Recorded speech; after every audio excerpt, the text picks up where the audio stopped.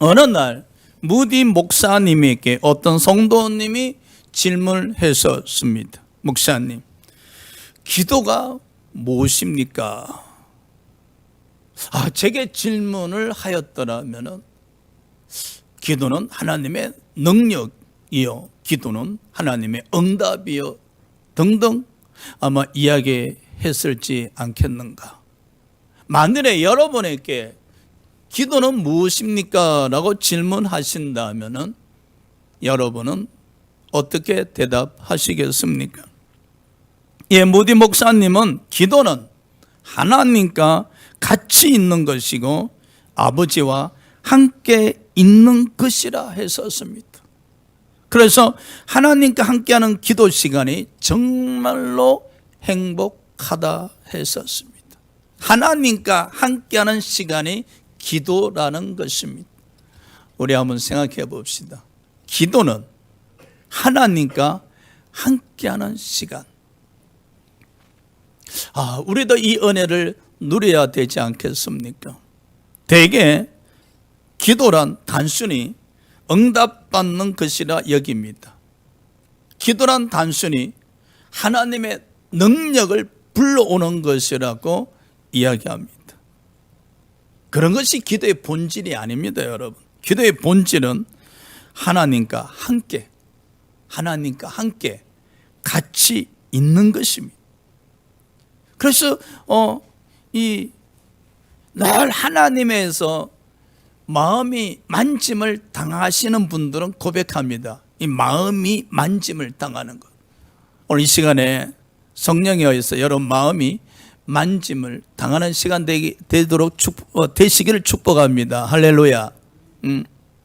예배 드릴 때도 마찬가지입니다. 이 예배 드릴 때 행복한 순간이 되려면, 행복한 예배가 되시길 원한다면 말씀 들을 때에 성령님에 의해서 여러분에게 마음의 만짐이 있어야 됩니다. 그래 할 때에 깨달음이 일어날 수 있고 또 믿음에 의한 감정이 또 일어날 수가 있는 겁니다. 그렇지 아니하면은 그저 말씀을 귀로 들을 뿐입니다. 귀를 들을 뿐입니다. 근데 이 말씀을 듣는 순간에 성령님에 의해서 마음의 만짐이 있게 되어진다면은 여러분은 이 예배 시간이 하나님과 함께하는 시간이기에 행복하실 겁니다. 그래서 무디 목사님이 기도는 하나님과 함께하는 시간이기에 행복하다는 겁니다. 그래서 무디 목사님은 기도 드릴 때마다 하나님에 의한 만짐이 있었다는 겁니다. 하나님에 의해서 이 마음의 만짐이 있으시다 보니, 그걸 느끼다가 보니, 그 마음의 만짐을 통해서 성령과의 교통이 이루어지다 보니 그 기도 시간이 행복했었다는 것입니다. 할렐루야. 저도 설교를 하지만 소망합니다. 제 기도 시간에 하나님에 의해서 마음이 만짐을 자주 당한다면 얼마나 행복한 시간일까. 기도를 영적으로 아주 깊게 하시는 분들의 간정이지요. 기도가 참 행복합니다. 이 기도를 드리다가 보면 시간 가는 줄을 모릅니다. 여러분, 우리가 삶 속에서 가장 행복할 때가 언제였습니까? 시간 가는 줄 모를 때입니다. 시간 가는 줄 모를 때.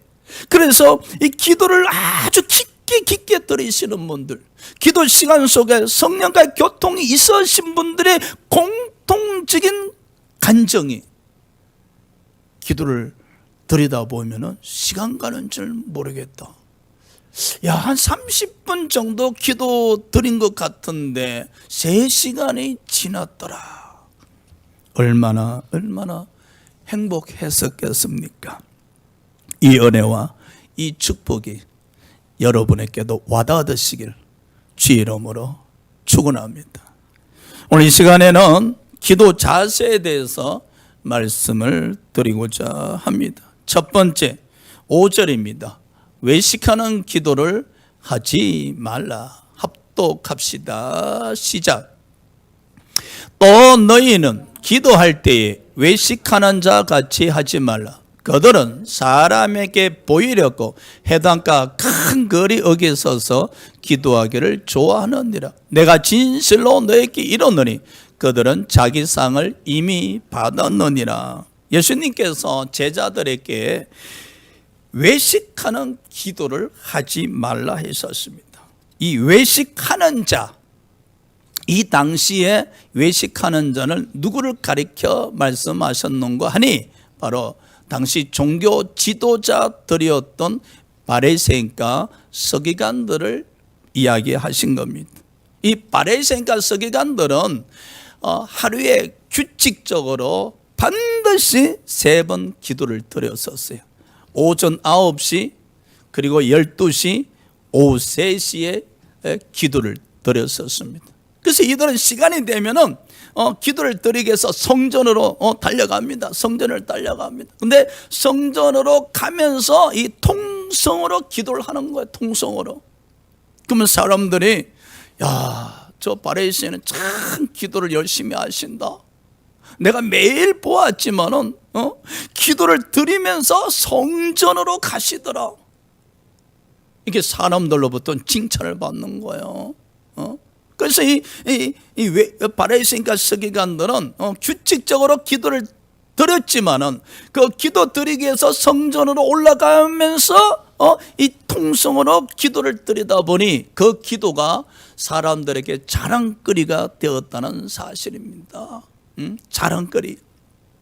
그래서 예수께서 말씀하시는 거예요. 사람을 의식해서 사람에게 칭찬받기 위해서 사람들에게 자랑거리가 되게 하기 위해서 이런 외식하는 기도를 하지 말라 한 것입니다, 여러분.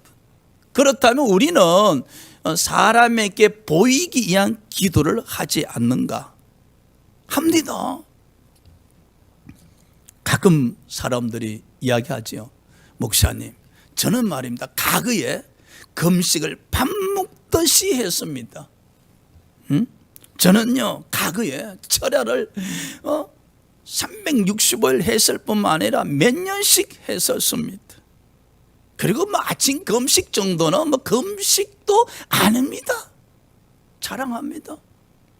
그리고 또 이들에게 또 자랑합니다. 기도는 만사형통합니다. 기도요, 기도만 드리면 문제가 해결됩니다. 그리고 감기 정도는 말입니다, 목사님. 그 병원에 갈 병이 아니에요. 그저 철야 정도만 하면 감기는 뚝딱 치료가 된다고 이야기합니다. 그런데 정작 이들은 기도를 하시는 분들인가? 아닙니다, 여러분. 그저 기도를 많이 했었다고 자랑하는 사람들입니다. 기도의 능력을 믿는가? 아닙니다. 감기만 들어도 손살같이 병원에 달려가는 사람들입니다. 이들은 그 외식하는 자가 되어서, 즉 위선자가 되어서 자기 신앙을 드러내면서 자랑하면서 성도들을 미혹하는 겁니다, 여러분. 성도들 미혹하는 겁니다. 높임 받기를 원하는 겁니다. 선생 되기를 원하는 겁니다. 예수께서 이르시되 너희는 외식하는 자가 되지 말라. 신앙을 자랑하고자 하지 말라. 기도 드리는 것을 자랑하고자 하지 말라고 지금 말씀하고 있지 않습니까? 그럼에도 불구하고 우리는 바리새인과 서기관들로부터 배워야 될 것은 있습니다. 바로 규칙적인 기도를 드렸다는 사실입니다. 사랑하는 여러분, 기도를 꼭 드리시기 바랍니다. 할렐루야. 가끔 우리는 이런 이야기 합니다. 아침, 점심, 저녁을 먹지 않습니까?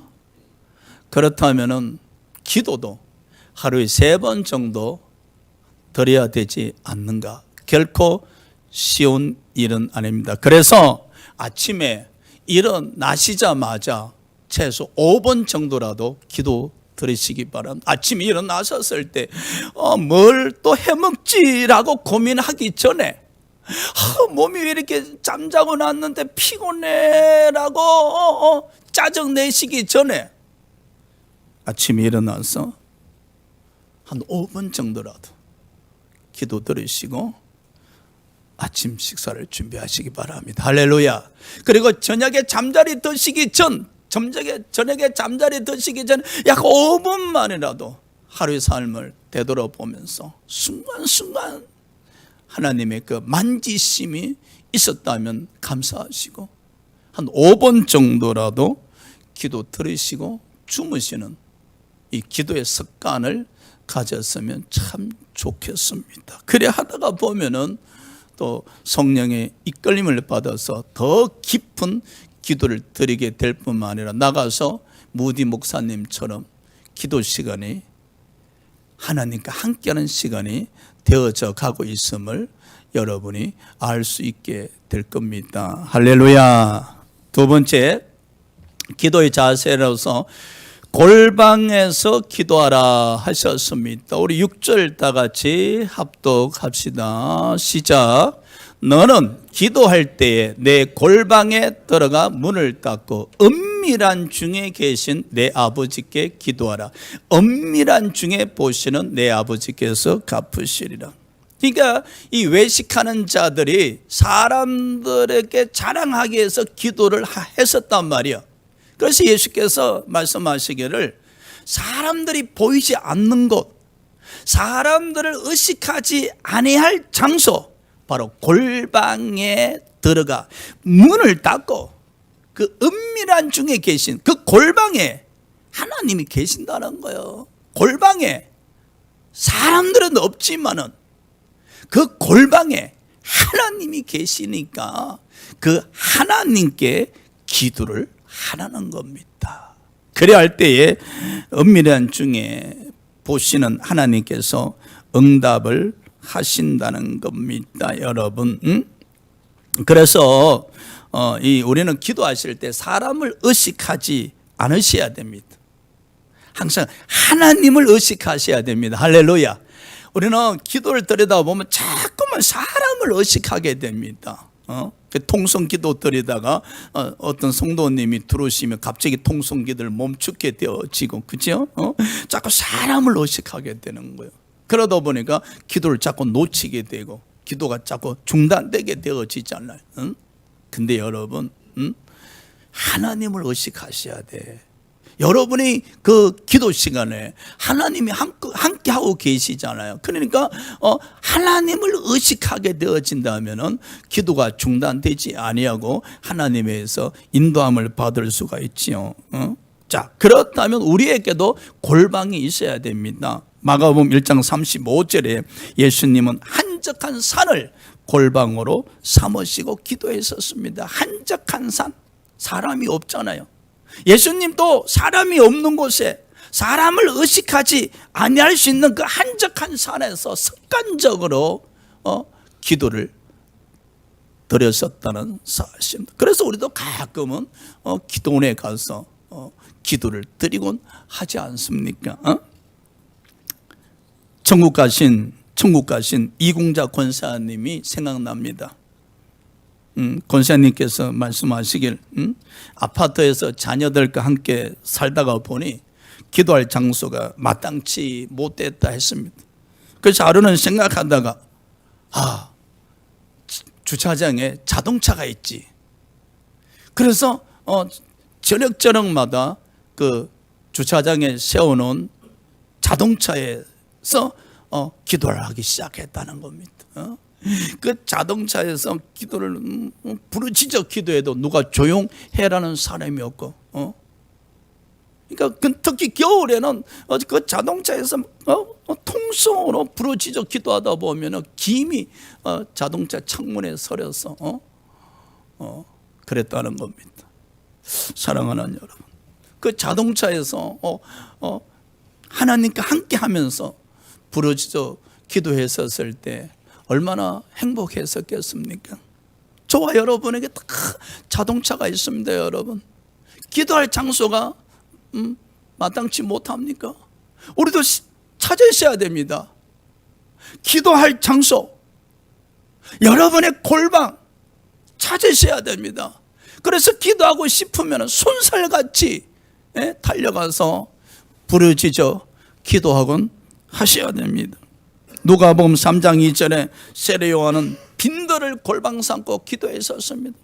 그 빈들에서 혼자 부르짖어 기도한 것이 아니라 빈들을 골방 삼고 기도할 때에 하나님의 말씀이 임하였더라 그랬었습니다.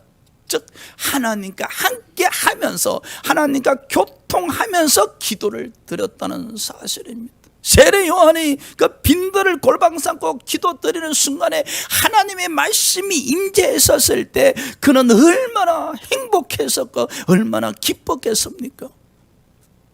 우리도 이런 은혜, 이 체험을 하는 하나님의 자녀가 되셔야 됩니다. 여러분이 골방에서 기도 드릴 때에 성령의 임재를 통해서 깨닫게 하시기도 하고 믿음이 성장되어지기도 하시고 여러분의 갈 바를 모르고 있을 때에 인도함을 받을 수가 있다면 그 골방의 기도 순간이 얼마나 행복하시고 얼마나 기쁨을 누릴 수 있는 시간이지 않겠습니까? 이 은혜 여러분이 되시길 주의 이름으로 축복합니다. 다니엘서 6장 10절에 다니엘은 자기 집을 골방으로 삼고 기도를 하루에 3번 드렸다는 사실입니다. 집 없는 사람 없잖아요. 월세든 전세든 자기 집이든 다 집이 있습니다. 여러분 잠시 텔레비를 끄시고 잠시 핸드폰을 좀 멀리 하시고 여러분 소파에 앉아서서 기도를 한번 해보시기 바랍니다. 분위기가 산만하면은 찬송가를 틀어놓으시고 소파에 앉아서서 5분이라도 기도하는 습관을 가져보시기 바랍니다. 그래야 할 때에 여러분 집이 여러분에게 골방이 될 줄 믿습니다. 그 집이 월세든 그 집이 전세든 그 집이 작아든 그 집은 여러분에게 골방이 될 수 있을 줄 믿습니다. 사도행전 16장 13절에 바울이 2차 선교지인 빌립보에 갔었을 때에 그 빌립보 지역에는 성전이 없었습니다. 그런데 그 빌립보에 있는 여자들이 강가에 모여서 기도를 했었다는 사실입니다. 성전이 없다 보니 기도를 인도해 줄 지도자가 없다 보니 그들은 335 강가에 모여서 기도를 했다는 사실입니다. 그들에게 강가는 골방이었었습니다. 자, 그렇다면 우리에게는 골방이 없습니까? 아닙니다. 우리에게 너무나 아름다운 골방이 있습니다. 바로 교회입니다. 여러분, 여러분이 지금 예배 드리고 있는 이 공간이 여러분이 더할 나위 없이 부르짖어 기도할 수 있는 골방입니다. 할렐루야. 그럼요. 여러분 주위에 교회가 얼마나 많습니까? 골방 삼으시기 바랍니다. 이 땅에 세워진 교회들은 하나님의 교회입니다. 주인은 하나님이십니다. 네 교회 내 교회 가릴 것이 아니라 기도하고 싶은 마음을 주셨을 때에 교회를 골방 삼으시고 기도하시기 바랍니다. 할렐루야. 골방에서 기도하실 때 하나님의 마음의 만지심을 통해서 하나님이 함께 하심을 여러분이 체험할 때 그 기도 시간은 시간 가는 줄 모를 뿐만 아니라 여러분 생애에 가장 행복하고 기쁨을 누릴 수 있는 순간이 될 줄 믿습니다. 세 번째, 기도의 자세로 중음분하지 말라. 7절입니다. 우리 합독합시다. 시작. 또 기도할 때 이방인과 같이 중음분하지 말라. 그들은 말을 많이 하여야 들으실 줄 생각하느니라. 예수님께서 제자들에게 기도할 때 중음분하지 말라 하셨습니다. 이 같은 말을 반복하는 것을 중음분이라고 생각하는데 아닙니다. 여러분, 같은 말을 반복한다 그래서 그것이 중음분이라는 사실이 아닌 겁니다. 예수님도 겟세마네 동산에서 같은 말을 반복하여 3번이나 기도하셨습니다. 내 아버지의 만일 할 만하시거든 이 잔을 내게서 지나가게 하옵소서. 그러나 나의 원대로 마시옵고 아버지 원대로 없어서라고 똑같은 기도 내용을 3번 하셨습니다. 이 기도를 중언부언이라고 할 수가 없지 않습니까? 다니엘서 9장 19절에 다니엘도 주여 들으소서, 주여 용서하소서, 주여 귀를 기울이소서라고 기도하면서 주여 주여 주여를 3번 했었습니다. 그렇다고 그래서 이를 중언부언이라고 할 수가 없지 않습니까? 그러면 중언부언의 기도는 무엇입니까?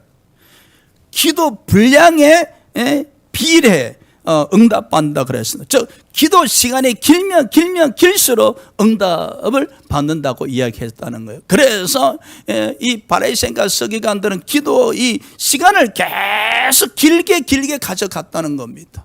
기도 내용은 의미를 두지 않았었습니다. 기도 내용에 의미를 두지 아니하고 기도 시간에 의미를 두고 길게 믿음 없는 그런 기도를 드렸다는 겁니다. 왜? 기도를 길게 하면은 응답이 임한다고 생각했었기 때문입니다. 우리도 이런 기도 드립니다, 여러분. 보십시오. 5분 기도하는데 시계를 5분 봅니다.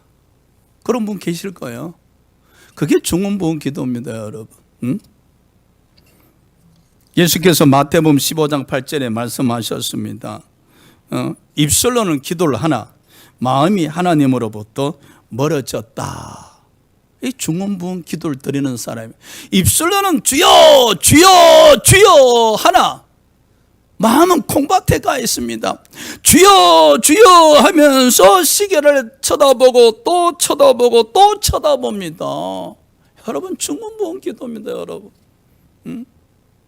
그리고 시간이 딱 되면 할렐루야 예수 이름으로 기도드렸습니다 하고 벌떡 일었습니다. 그러면서 또 기도를 했다고 이야기합니다. 스스로 기도를 했다 하면서 이 이안을 삼고 나 오늘 또 규칙적인 기도를 드렸다고 이야기합니다. 또 어떤 분은 기도 시작하면서 이 머릿속에 온갖 잡념뿐입니다. 주야 시작하는 순간에 이 30년 40년의 그 묵은 잡념이 동시에 다 생각이 납니다. 30년 전에 친구도 생각나고 초등학교 다녔던 친구도 생각나고 회사 다닐 때 만났던 친구도 생각나고 이 기도 시간에 주여 하는 순간에 이 그야말로 잡생각이 넘쳐납니다. 그리하면서 주여 이것도 들어주시옵시고 이것도 축복해 주시옵시고 전도하게 해 주시옵시고 분명히 입으로는 기도를 하고 있는데 생각은 30년 전에 만났던 친구 직장 동료들 또 돈 거래했던 일들이 막 스쳐 지나갑니다. 생각은 콩밭에 가 있고 생각은 세상에 가 있고 그냥 입술로만 주여 주여 하고 기도하고 있다는 사실, 이것이 바로 중언부언 기도입니다, 여러분. 이런 기도를 1시간 동안 또 채운다고 버팁니다. 1시간 동안 기도 안 합니다, 여러분. 중언부언의 기도입니다. 혹시 우리가 이런 기도를 드리고 있지 않나 한번 생각해 보셔야 됩니다, 여러분.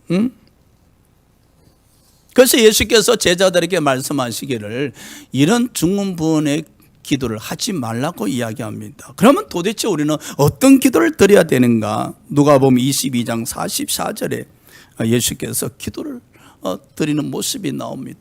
예수께서 힘쓰고 애써도 간절히 기도하시니 땀이 땅에 떨어지는 핏방울 같이 되더라. 여러분 기도를 드리는데 땀이 떨어지기 시작합니다. 땀 말입니다. 여러분이 딱 볕에서 일을 하실 때 땀이 등짝에서 쏟아지지 않습니까? 근데 그 예수님이 겟세마네 동산에서 기도할 때는 저녁입니다. 선선할 때입니다. 그 선선할 때 기도를 드리는데 땀이 피 오듯이 쏟아지는데 마치 핏방울같이 되더라는 겁니다. 한마디 기도 드릴 때마다 마음을 모아서 정성을 다해서 하나님께 기도를 드렸다는 사실입니다, 여러분. 우리가 이와 같이 기도를 하셔야 됩니다. 기도 시간에 청산유수같이 기도를 찬란하게 하려고 애쓰지 마세요. 신앙생활 오래 하신 분들 보면 기도가 청산유수입니다. 시작하다 보면 그 레퍼토리가 막 쏟아집니다. 그러면 주위에서 어떻게 저 권사님은 저렇게 기도를 잘 하실까? 중문부원의 기도입니다, 여러분. 그 레퍼토리 기도잖아요. 그 레퍼토리 기도에 무슨 믿음이 있고 무슨 마음이 담겼고 무슨 정성이 담겼습니까? 하나님과 함께하는 기도인데 자기 혼자만 이게 고속도로에서 120, 140씩 밟아 나가는 기도잖아요.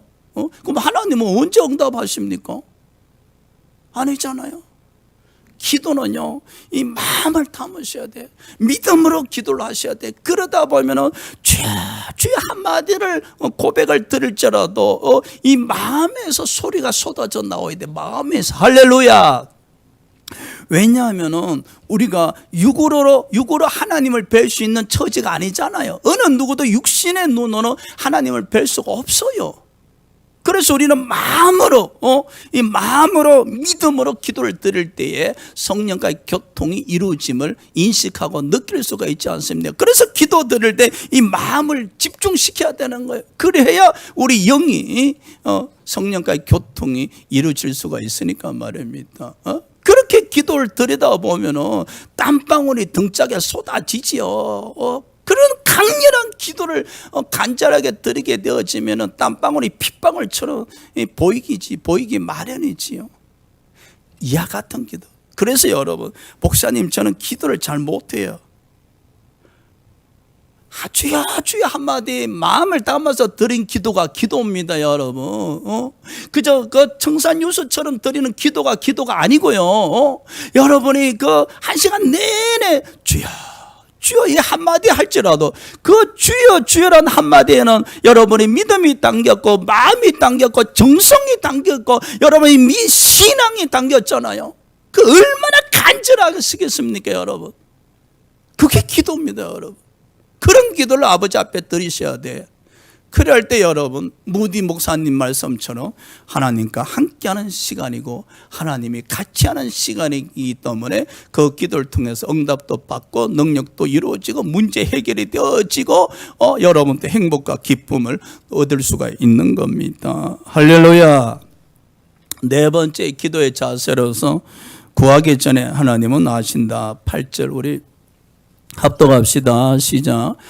그러므로 그들을 본받지 말라. 구하기 전에 너에게 있어야 할 것을 하나님 너희 아버지께서 하셨느니라.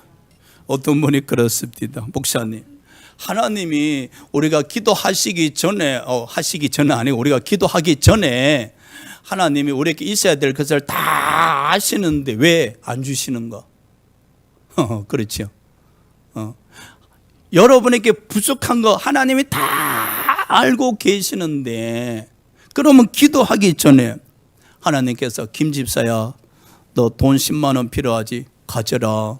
이 집사야 너 사업장에 이 문제가 해결되어야지. 알았어, 내가 해결해 주마. 박 집사야 너 자식 문제가 있지? 알았어, 내가 해결해 주마. 이렇게 하나님이 우리가 기도하시기 전에 다 해결해 주면 얼마나 좋겠어요. 근데 여러분, 그 요한복음 2장에 보면 가나 혼인 잔치 있잖아요. 그곳에 예수님도 계셨어요.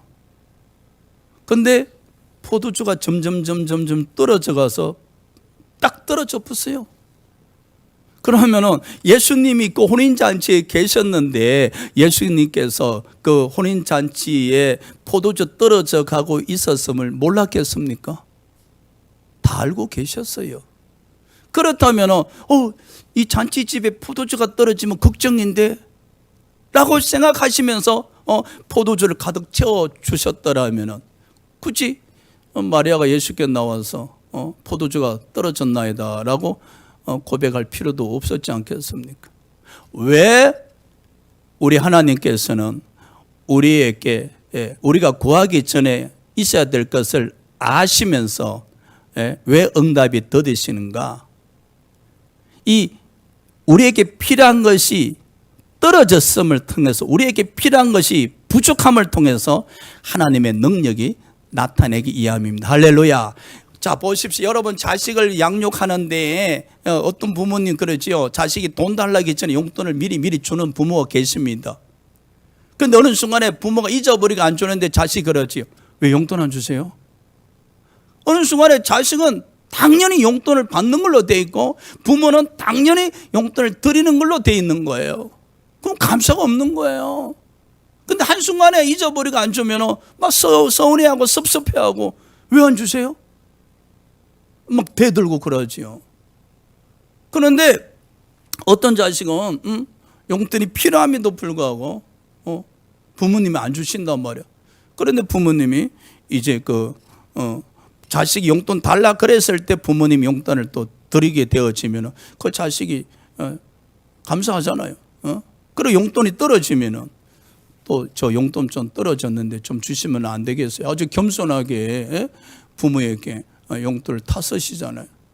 마찬가지로 하나님께서 우리가 구하기 전에 있어야 될 것을 다 아심에도 불구하고 구하기 전에 주시지 않는 이유는 이 우리가 필요한 것이 떨어짐을 통해서 하나님의 능력이 나타내 보이기 위함입니다. 뿐만 아니라 에스겔서 36장 37절에도 말씀하셨어요.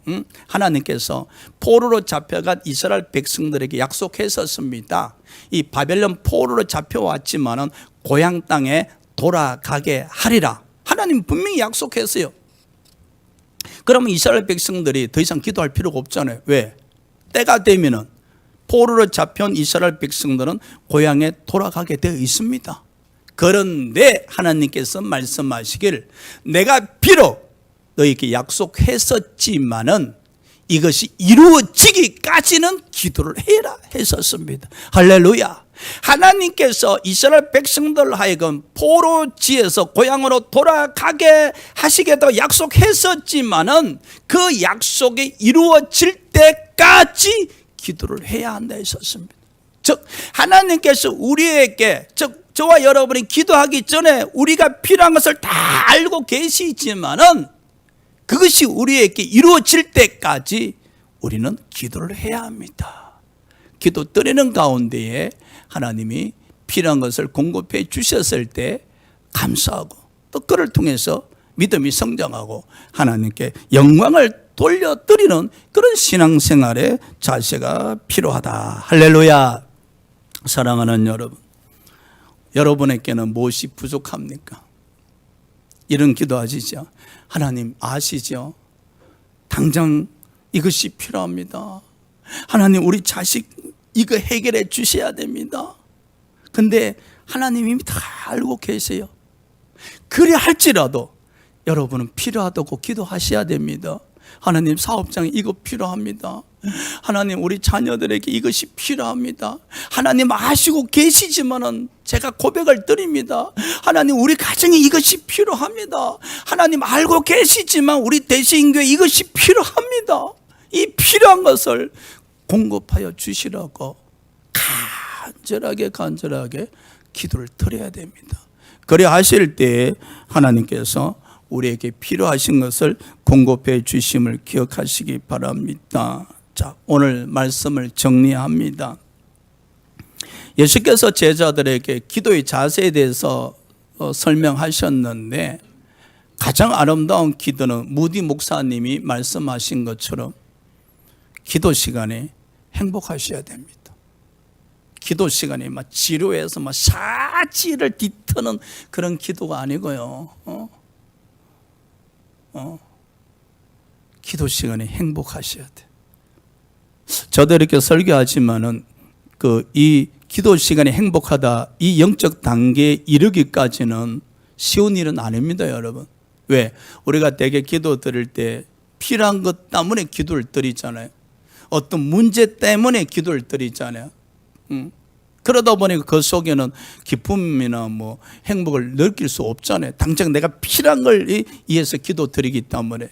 근데 어느 순간에 갔을 때 이 하나님과 함께 하는 가운데 기도를 드리게 되어지면은 이 에베소서 1장 18절의 말씀처럼 마음의 눈이 열리거든요. 마음의 눈이 열리게 되어지면은 내 영이 성령 성령의 인도함을 받게 되어져. 성령의 인도함을 받는다는 것은 기도 시간에 성령님에 의해서 우리 마음이 만진바가 된다는, 마음이 만진바 된다는 것은 깨달음이 일어날 뿐만 아니라 내가 기도 드리는 가운데 성령님에 의해서 마음이 만진바를 당하면은 감정이 움직여요. 감정이 움직여지거든요. 그때 그 기도 속에서 이루 말할 수 없는 여러분 기쁨을 누리기도 하고 감사가 쏟아지기도 하고 이 기도 시간에 나에겐 천국이다라고 고백을 드리기도 하는 겁니다. 그래서 우리가 이런 그 영적 체험을 늘 할 수는 없지만은 순간적으로 우리에게 이루어져 나갈 때에 우리의 기도 신앙이 한 단계 더 업그레이드 될 수가 있다는 사실입니다. 할렐루야. 그래서 여러분 예배 10분 전에 일찍 오셔서 꼭 기도하시기 바랍니다. 저도 10분 전에 강대상에 올라와서 기도를 합니다. 그래서 여러분들도 예배 10분 전에 꼭 일찍 오셔서 10분 동안이라도 간절하게 기도하는 여러분의 주일 습관 되시길 주의 이름으로 축복합니다. 기도하시겠습니다.